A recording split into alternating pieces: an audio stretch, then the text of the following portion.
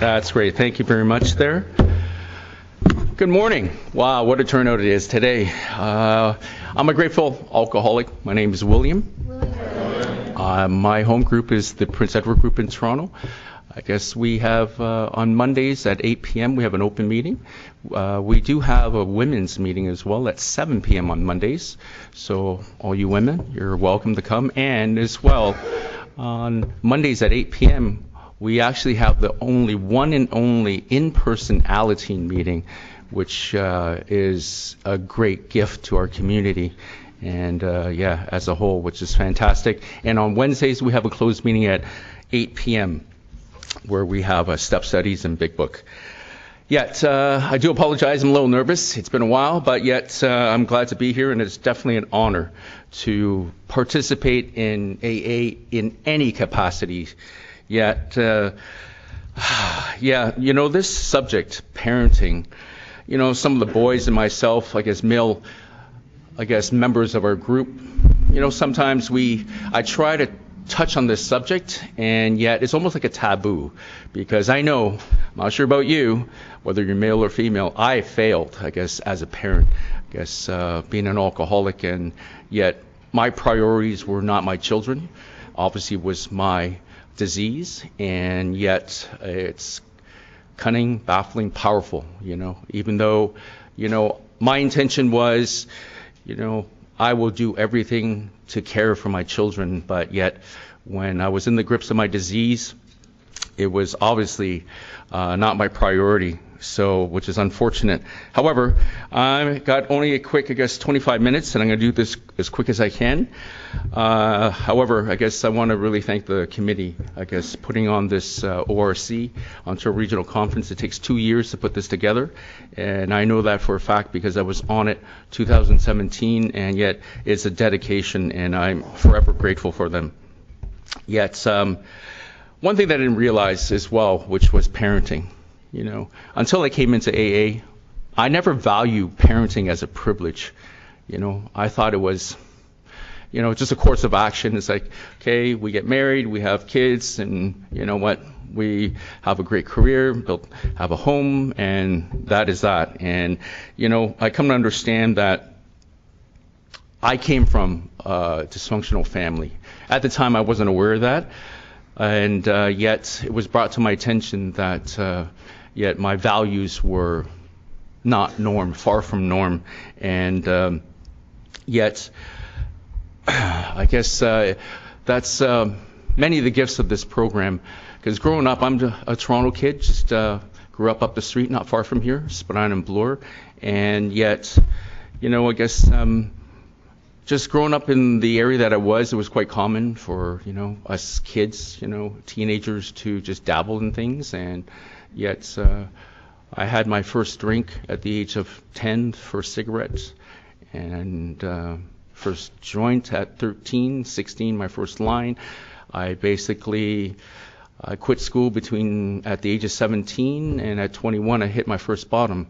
And unfortunately, I did not find the beautiful rooms of the AA program or NA or what have you. However, I found a beautiful naturopath doctor who basically prescribed supplements for me to wean me off all the substances and alcohol, and I was able to go back to school, and I thank to the encouragement of my wife Judith, and who encouraged me, and I was able to basically educate myself, find a good career, and that was basically mid-20s.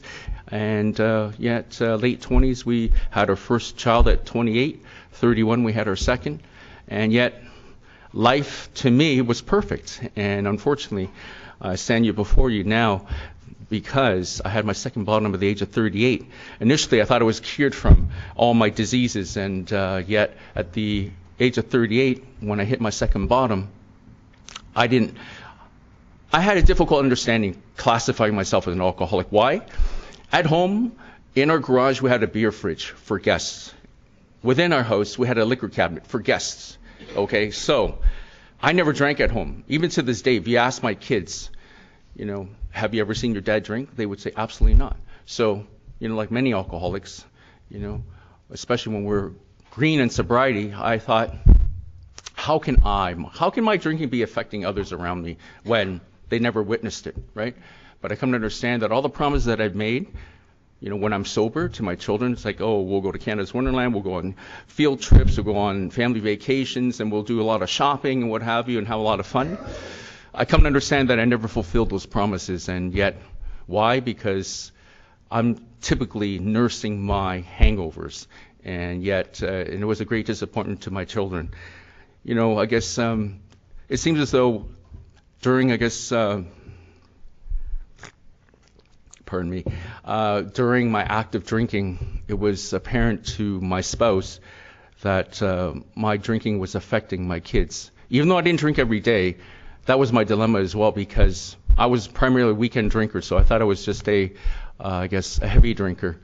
But however, just being in these rooms for a short time, I come to understand that, it's what happens to me when I pick up that first drink. I can't stop. And yet then my goal becomes, I just want to drink until I black out. And yet it's not very ambitious, as I come to understand. But my wife had stated that the girls, I have 2 daughters, and they were fearful of me. They would run from me when they heard my truck pull in. Is that me? When they hear the truck pull in, they would basically run to the room, because they don't know. If Dad had a good day, the house would be peaceful. If I had a terrible day at work, they would get the brunt of it, unfortunately. And I wasn't aware of my actions. And unfortunately, or fortunately for the kids and the family and my wife, I was removed from the house. I was kicked out of the home. And at which point, I basically went back to my mom's house down in the annex and at Spadina and Bloor, and that's when my drinking accelerated even more. However, I had my kids. I was a part-time parent, every 2 weeks I had my kids, and occasionally I hear this phrase, from my eldest daughter, Robin. I think she was 9 at the time. She had stated, Dad, have you heard of AA? I looked down at her and I said, young lady, bite your tongue. Those adults are brainwashing you, don't you know? It's a cult following. Your dad is a leader, not a follower. Wow, talk about ego, yeah. And yet she was 8, I was 38. She was 8 or 9, I was 38. I'm looking at her. And yet, I've had the kids on several occasions, and I will hear this quite often, this phrase about AA. And yet, you know what? I thought, I'm going to put a stop to this. You know what? I told my daughter, I said, I'll go to one meeting only, just to prove how much of a farce it is. Okay? Because like business, you can't have an honest opinion unless you basically go through the motions and try it and experience it, right? So she runs down the hall to her mother at the time and says, Daddy said yes, Daddy said yes. And then the mom came and approached me, and this was January 2008. Yeah, you know what? There's a good meeting in March, and I thought, it's January now. I might change my mind between now and then. So yet, guess what? That day came, March 14th, 2008. It was a Friday. And I was approached by my wife, Judith, and she said, remember that promise you made? I go, what promise? It's like, you would go to that AA meeting. I said, I got plans this evening. It's like, okay, it's a 1-hour meeting. Let's hurry up. And she said, okay, let's get in the car. I said, where we're going? I didn't even know where I was going. She says, it's downtown. She packed the kids. She was in the car, and I'm thinking, why would the kids be coming with me? And yet, long and behold, we live in the West End by Old Mill and Bloor. So we hopped onto the Gardiner. Basically went eastbound. She says, get off at Bay Street. So we got off at Bay Street. As I'm going due north over that bridge there, and I say, oh, look at that, Royal York Hotel. She says, yeah, that's where it is. And I thought, ha, ha, ha, to myself. It's like, ooh, high society. Maybe I belong here. It's like, there's my ego again. And yet, so we pull into the valet parking, and yet I threw the keys over to the valet parking fellow. Nice gentleman. She popped the trunk, and she had these 2 bags. And I thought, excuse me, what's this all about? Oh, it's a weekend conference. It's the Ontario Regional Conference. Yeah, it's... As an alcoholic, as you know, better than me, as well as me, we don't like to cause a scene in public, right? But when we reached the room up above, behind closed doors, did I have some choice words, yeah. And I thought, boy, if looks could kill, she would have been dead right by the valet parker there. So yet, there's my two kids. I was just enraged within myself. And I just stormed out of the room. I think it was a 7 o'clock meeting, an open speaker meeting, I guess the grand opening and of the conference. And I kind of just, stumbled my way into the back. I sat in the back room there, and yet there I was, just judging. It's like, oh, look, everybody has gray hair here. I'm just too young for this. It's like, oh, and then I'm looking at the demographics. I'm going, it's like I don't see many Asians here at all. It's like, yeah, it's like I'm making any excuse to try to leave, right? And I'm just judging all of you. So, you know what? I assure you, if you are new and you're sitting in these rooms this weekend and you feel uncomfortable, and yet you're judging me and others, and you don't want to be here, welcome, because I am you. And yet, to this day, I'm just beyond amazed at the gifts of this program. And yet, I'm just going to briefly share with you what they were. And to my discovery, hi, honey. Yeah, I'm willing to share the microphone with you as well. I got a fan. Woohoo! Anyhow, I came to understand that I found out my eldest daughter, Robin, at the time, who always kind of nudged me with that phrase, AA. When I initially came in, I found out that she had 1 year of Alateen, attendance. And my wife, she had 2 years as a member of Al-Anon.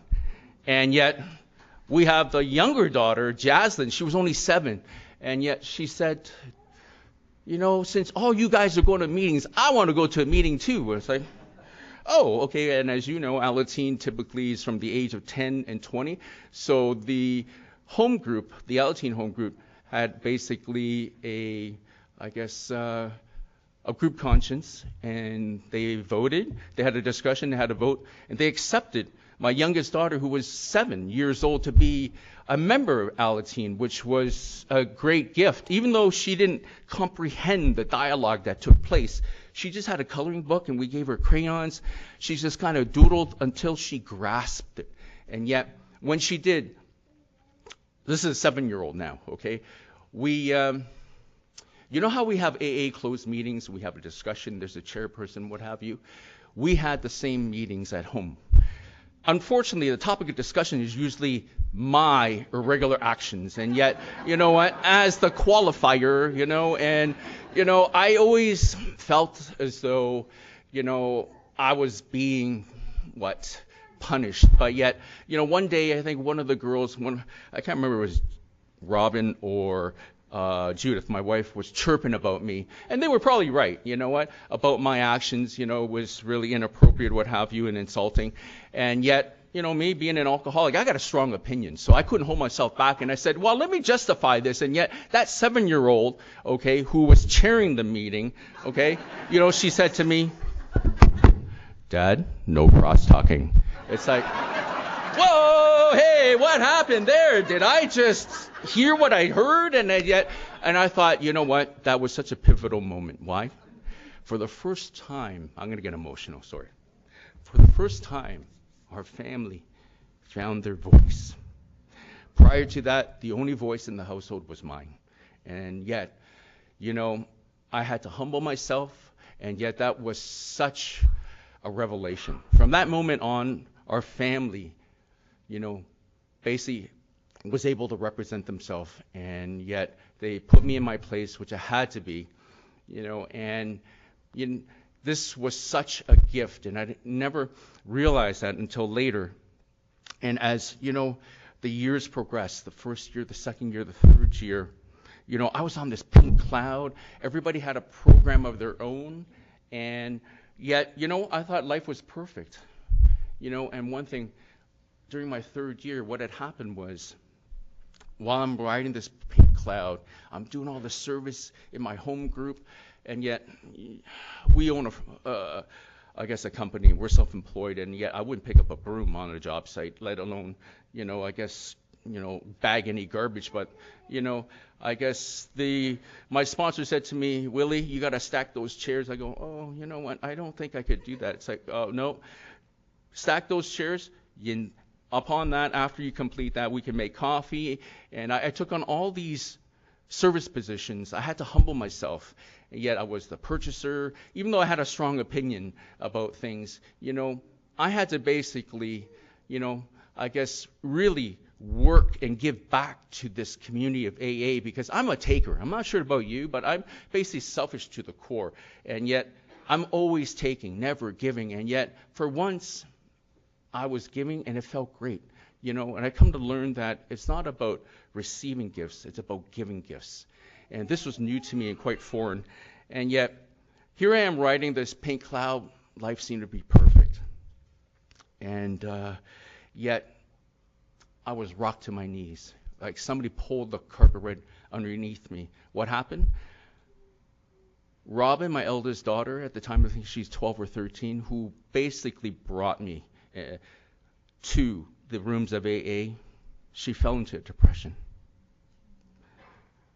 I've never felt such pain, ever in sobriety. I lost my mother a year and a half ago. It wasn't as painful as witnessing your daughter, your child, falling into a depression. I don't know what depression is. I never heard of it until I came to the rooms of AA. I heard one member discuss about his depression and how he has dealt with it. And, it rocked me to my knees. And this higher power was new with me. I don't come from a religious background. I have nothing against religion, but it was foreign to me. And when I found out my daughter fell into this depression, I fell to my knees. I fell to my knees, and I had a fist, and I was on one hand and on my knees, and I said, if there's a God out there, please give me the power to find help for my daughter. I went online after consulting with our fellow member of AA. He told me, go online, you'll find some help. We searched and thankfully we found a service who dealt with young kids who suffer from depression under the age of 16. And yet our entire family was interviewed by this establishment. And it was determined that I had contributed to her depression. Even though I wanted to blame the swimming coach for her depression because she swam on a national level in synchronized swimming. That rocked me.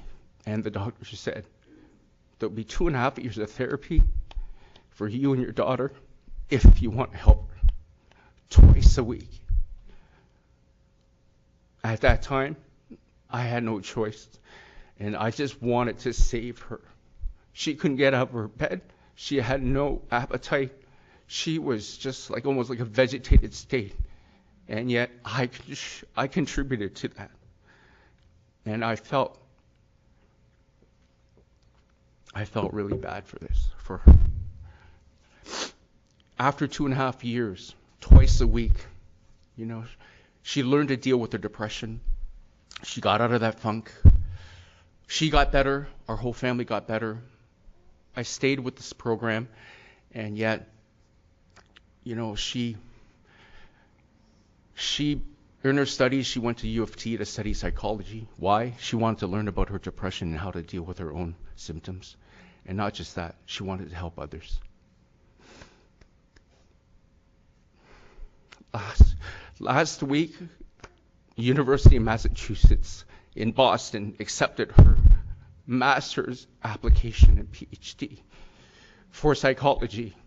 And I said to her, honey, after you graduate, since we design and we build, I said, I'll come down to the US and I'll build a practice for you. She says, why would you want me to build a practice in the US? I said, honey, there's more money in private health care.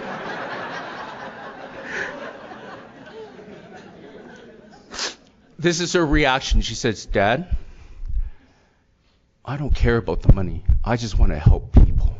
And I want my practice in Canada because there's funding.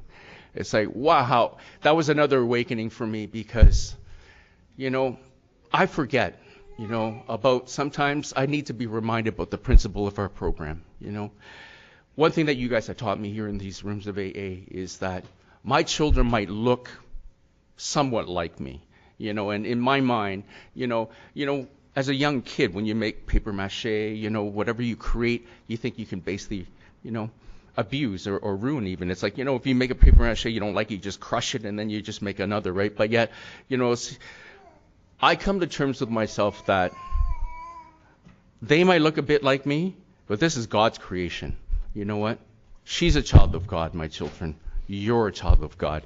The deal I got with my higher power is this. I believe that if I help God's children, I believe my higher power would help me. So, you know what? It's all about giving rather than taking. That young daughter, the 7-year-old, who was chairing that closed meeting. We opened the closed meetings at home with the Serenity prayer, and yet that young girl, I guess she was 7 years old. I think after a year or year and a half being in Alateen, you know what she said to me? She says, "Dad, if you go back out, we're not waiting for you." At that moment, I stared at my shoes and I said, "I understand, dear. I don't want you to wait for me if I go back out." It's been such a blessing. Sorry to be emotional, but it's been such a blessing that our family have received tremendous, many, many gifts. And there's many of you in my family. Cannot thank you guys enough. The Alateen program, who helped us with our children, the Al-Anon program, who helped my wife. This weekend, it's really emotional for me because it's exactly 16 years to the day that I came into these rooms. And I came here for the wrong reasons initially. But I assure you today, I'm here for the right reasons. And yet, as long as I listen to you all and I help God's children, I believe that God would help me. Our family can never, ever repay Alateen, Al-Anon, AA, so we serve. My wife is in charge of the Alateen program, and yet that one meeting that we have on Mondays at 8 p.m., we've seen the many, many gifts and miracles, not just within our own children, but other children who attend that meeting. And yet, it's so motivating. In AA, I know it's a sensitive topic about talking about our kids. If we reap the rewards and the gifts of the AA program, the Al-Anon program, don't you think your kids deserve the same gifts? I definitely do.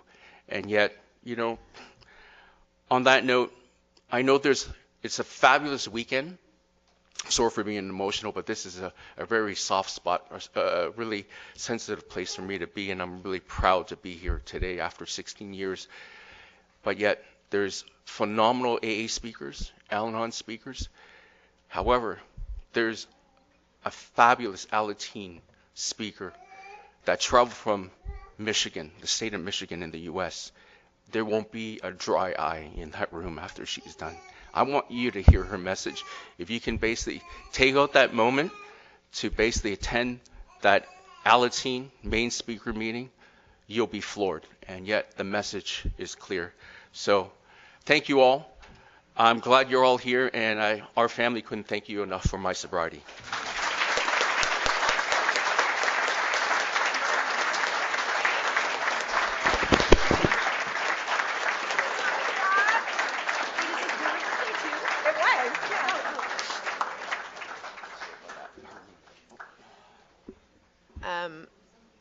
William, your wife is amazing.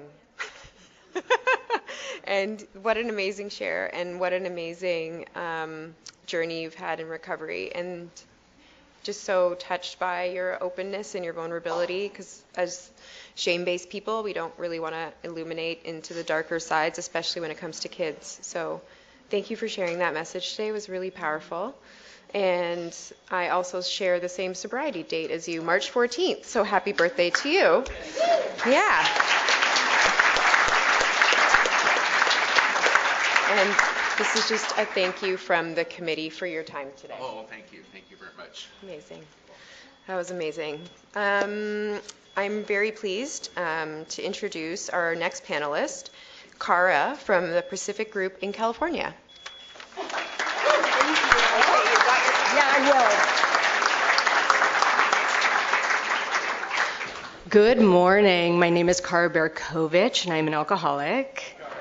And it's so nice to be here from LA. It's also, your baby is so beautiful. I could also, if you guys want to vote, I can just hold them up and we can all stare at the baby for 20 minutes and then leave. Because we actually dropped our baby off with my parents in Minnesota. And then we took a little road trip through Akron and Chicago and Buffalo to come here to be with you guys this weekend. And it's our first time really away from our daughter. And but I'm really happy to see yours. It really warms my heart. So being that I only have a 1-year-old, I don't have a ton of experience to share, but I hope I have a lot of hope.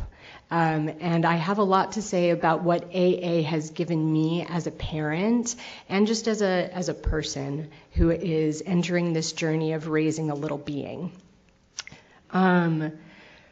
I never thought I wanted to be a parent. I'm an artist, and so by nature I am introspective, which means self-obsessed. And then you add alcohol to that, and I don't care about anyone or anything else. I had these huge ambitions and goals and dreams, both before and since getting sober. And so becoming a mom, it was something that was never high on my priority list. When I was out there, I did get pregnant, and I ended up terminating that pregnancy. And I'm not here to, villainize or cheer for abortion, but what I will say is I was not someone who would have been able to take care of a child at that time. And the guilt and shame of that followed me into sobriety. It helped fuel my drinking, of course. And then it also helped fuel this image of God that was this punishing higher power, who would hold that against me for the rest of my life. And so I carried that weight with me as I, journeyed through my time.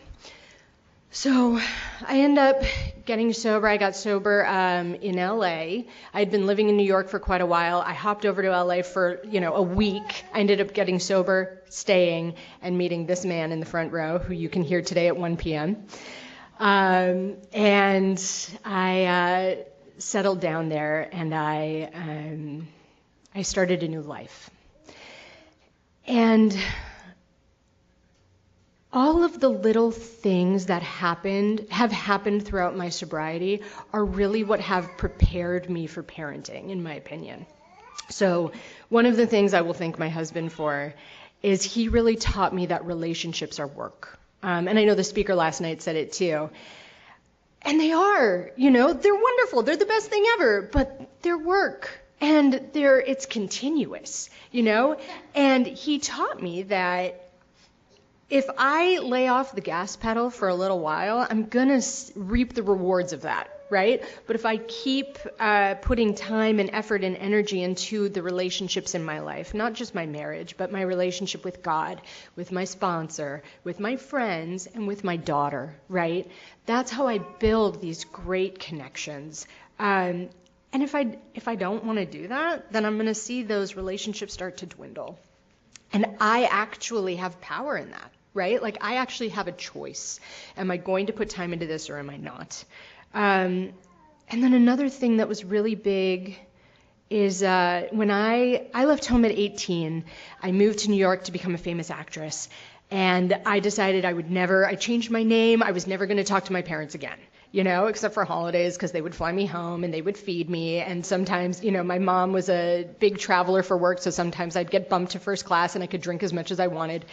And that was really rewarding. But having to sit with them for a week was so uncomfortable. And they would call, my grandma would call, and I would see her name pop up. And I would just watch it. I would watch the phone ring until it went to voicemail, and then I'd put it down and I'd try to forget. And I would feel so ashamed of that. And it gave me even more reason to drink. because I didn't want to face the fact that I was absent in my life, and not a member of my own family. But what AA gave me was the opportunity to make amends for that behavior and to start to really develop a relationship with my family. And I got to, I got to start calling my parents. I'm not a big phone person, coming in. I didn't like calling the pizza guy, so I wasn't going to call my family. But I heard people share, I started making amends to my family by just calling them on Sundays. So I started doing that. I would call my folks and I'd be like, hey, it's me. How are you? And they'd be like, oh, well, you guys know the Minnesota. We're really good, honey. How are you? And I'd be like, oh yeah, okay, I'm good. And then I didn't know what else to say, so I'd be like, okay, bye, talk to you next week. And then that developed and developed. And now I have 2 best friends that I never wanted, and I talk to my family all the time. And they were there, when we got pregnant. We were neither trying nor not trying to get pregnant, but I had that idea that I mentioned that God was punishing me, and so I probably never would get pregnant anyway. Because, that spiteful higher power had closed off my ovaries to conception. And so I had worked on my higher power and on that relationship, but I still had these old ideas. So I was very surprised when I got pregnant. And I wasn't ready, and I'm not a young mom, so it was time, but I got pregnant and I was just like, oh no. But I had made this sort of pact with myself based on, my past experience that if I did get pregnant, I was going to keep it. And my husband felt the same. If it happened, we would have it. If it didn't, we would just be a childless couple and that would be fine. But there she was, implanted in Fiji, of all places. And so, I decided I still wasn't sure if I wanted to be a parent. I didn't know. I wasn't sure if I was excited to have a kid. But I knew that I was keeping her. And so my sponsor had taught me in AA to act as if. Right? It doesn't matter how you feel. If you're keeping her, then you better act as if you really want that baby. And so I did everything I could to give her a clean and solid temple in which to grow. And it was not an easy pregnancy, and it was not an easy labor. And I will tell you, I stayed very active. I was secretarying a meeting. I was going to a bunch of meetings while I was pregnant. I was very active in my home group still. And I was able to connect with all these other women there who had also had kids or were pregnant at the time. And we have this lovely little group now where we can text each other and be like, this weird thing is happening. What is that? And for, we share in a general way, so I'm not going to, expose you to that. But, just stuff like that where we can say, oh my God, will this ever heal, And so I remember telling one of these women, I'm going to have this baby and I'm scared that I'm not going to love her. And, I want to call this the crying panel because I think that's what it's going to be. And a woman in my home group who had recently had a kid who was about 6 months said, I didn't love my daughter when she was born. It took some time and that's okay. And so I was prepared going in there with lots of set aside prayers too, of just being please let me, have this open mind and a new experience, and whatever happens, happens. If I don't love this thing, I will still protect it and care for it as if I do until I can. And when I gave birth, my husband and my best friend, who was my first sponsor, were in the room. And they stood by my side for 39 hours. While I tried to dilate and couldn't. And they were there when Sloane came out, and they took her and they set her on my chest, skin to skin. And I fell madly in love with this little girl. And my heart just exploded because I didn't have enough room for all the love that needed to fit. And it hurt. And, I held her, and my husband did not have that experience. He was annoyed. She kept us up at night. And I will say AA was there the whole way. They met us at they held a baby shower for us a few weeks before we gave birth, and so our house was decked out and ready. And when she came, no one can really prepare you for what's going to happen or what to expect. They can tell you all their stories, you can talk to 1,000 people, but your experience is going to be completely different. And of course, being AA, everyone tells you their experience and their opinion. I had one woman who is adamant, still to this day, will come up to me and be like, daughters and fathers have the best relationships. Daughters and mothers... And I'm just like, oh, thank you for your opinion, but I don't agree, I love that little girl. She's perfect. And, she's got a long life ahead of her, I hope. And a lot of things can happen, she's probably going to be one of us. I hope she's the me of us, because I was a really good kid. He was a terror, but given karma, we'll probably get one of him. And, but AA is preparing us for all of the future things, and I don't know about you, I'm a little bit of a head tripper, so I'll be sitting in the house like, God, what if she suffocates tonight? It could be tonight. It's probably tonight. It's definitely tonight. Tonight's the night she dies. God damn it, And AA, though, has given me a connection to a higher power where I can say, oh, okay, God, please take away my obsessive thoughts, Or I'll think about like, oh, when she's 16, she's going to die of an overdose. And it's like, well, she's not 16. She just turned 1. Like, stay here now. And like, that's the thing too is, AA has given me the ability to be so present. I get to be there for every moment, except for right now when she's with my parents walking. But at least we get videos.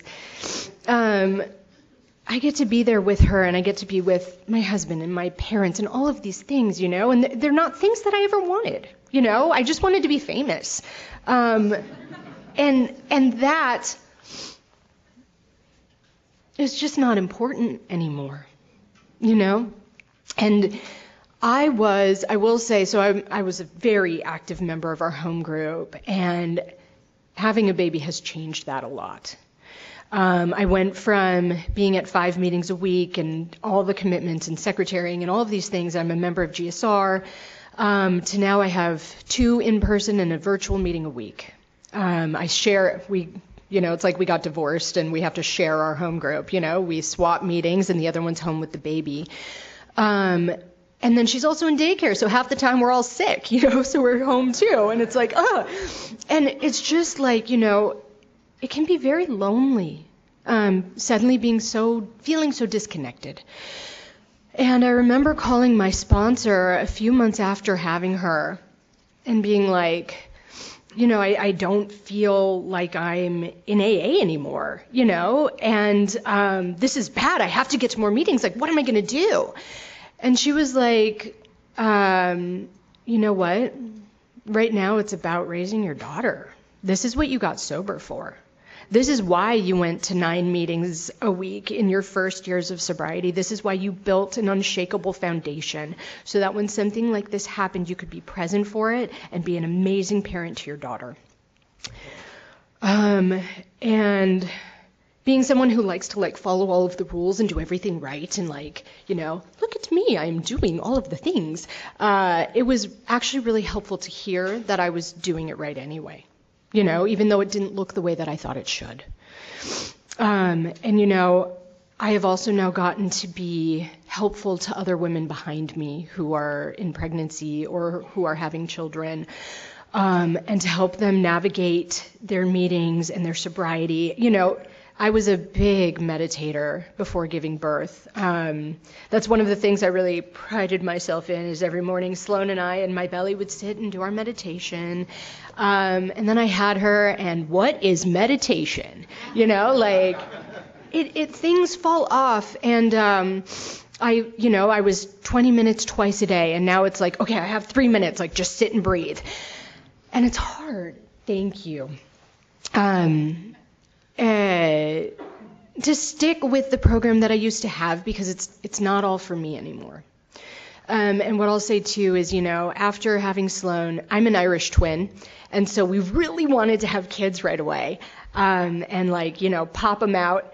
And you forget how awful pregnancy and childbirth are once you're holding that thing, and it's just like, baby, get one in me.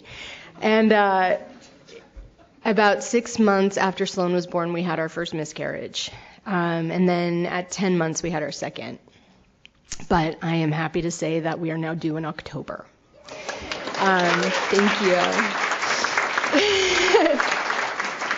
And it's a very different experience this time. Because I have evidence now of the power of AA and the power of my higher power in my life, supporting my sobriety through parenting and my children, And it's like what William said. It's like, I might not have as much time to give that as I used to, but if I give the time that I do have to AA and to my fellow, kids, then God just takes care of the rest, and I really get to trust and believe that today. So with that, I will end, and thank you so much.